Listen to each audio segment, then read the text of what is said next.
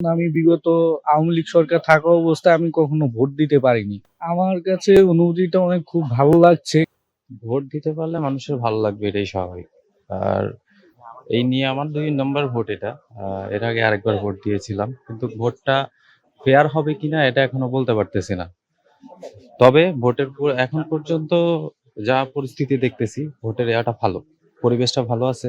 এখনো পর্যন্ত পরিবেশটা নোংরা মনে হচ্ছে না। আমি মনে করবো বাংলাদেশে এটা সবচেয়ে বেস্ট। আমার মনে হয় এখন পর্যন্ত দেখা, ছোটবেলা থেকে যা দেখতেছি এখন পর্যন্ত এটা ভালো। আমি ভোটার হইছি অনেক আগে, বাট আপনার সুষ্ঠু ভোট না হওয়ার কারণে আমি কখনো কেন্দ্রে যাইনি। কারণ এবার আমাদের যেই ভোটের কেন্দ্রে যেরকম সুরক্ষার ব্যবস্থা প্লাস আপনার ভোট কেন্দ্রে যাওয়ার জন্য যে ব্যবস্থা রয়েছে, অত্যন্ত অনেক ভালো ব্যবস্থা রয়েছে। এতটা স্বচ্ছ হবে এটা কখনো ভাবিনি এর আগে। তবে এই আপনার 12 তারিখে নির্বাচন যে এত সুষ্ঠুভাবে এত সুন্দরভাবে পরিচালনা হবে এটা ভাবার ছিল না। তবে যারা দায়িত্বে ছিল, নির্বাচন কমিশনার, পরে নির্বাচনের ডিউটিতে যারা দায়িত্ব ছিল, তারা অনেক ভালো সিদ্ধান্ত নিয়েছে। এটা আমার জীবনের প্রথম ভোট।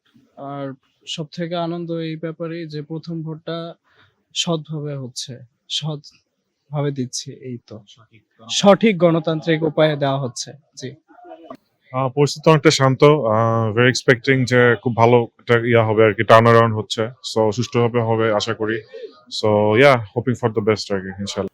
লাস্টে যেগুলো হয়েছে ওগুলো তো ভোট ছিল না, সো ওগুলো নিয়ে আর বড় ব্যাখ্যা রাখে না, কি বলবো। সো এখানে ইন্ডিপেন্ডেন্টলি দিতে পারতেছি, ফ্রিডম আছে আমাদের। সো এটা একটা বড় একটা অপরচুনিটি আমাদের নিজের ভাবটা প্রকাশ করার আর কি। So yeah, thank